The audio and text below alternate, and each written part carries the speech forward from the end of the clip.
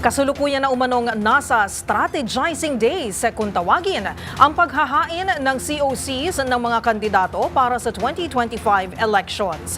Ayon sa isang opisyal ng COMELEC, diskarte umanito ng ilang kandidato habang nakikiramdam sa mga katunggali o di kaya naman ang ilan ay may paniniwala na swerte ang numerong 8 na huling araw ng filing.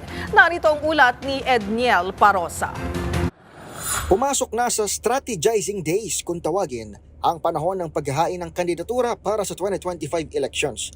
Ayon kay COMELEC NCR Assistant Regional Director Attorney Jovi Balangkit, inaasahan ng mas kakaunti ang magpo-file ng Certificate of Candidacy simula ngayong ikatlong araw. Karaniwan kasi umanong bahagi ng diskarte ng ilang kandidato ang magparamdam sa last day of filing habang nakikiramdam naman sa kanilang mga katunggali. Ilan din umano sa mga politiko ang naniniwala sa mga pamahiin gaya ng pagiging swerte ng numerong 8, kaya posibleng magtungo sila sa COMELEC NCR sa October 8. After the Big Bang on the first day, because of some superstitious belief by some, no?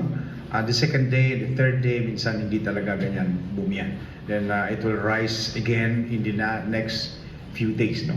So tomorrow and the next days normally are the strategizing days. Umaabot na sa 21 ang bilang ng mga nagtutungo sa COMELEC NCR para mag-file ng COC sa pagkakongresista. Tagtayan ni Balangkit, maaaring umabot sa halos 200 ang bilang ng mga kandidato sa 35 distrito sa Kamaynilaan. Ito si Edniel Parosa, nag-uulat para sa DZRH. Una sa Pilipinas, una sa Pilipino.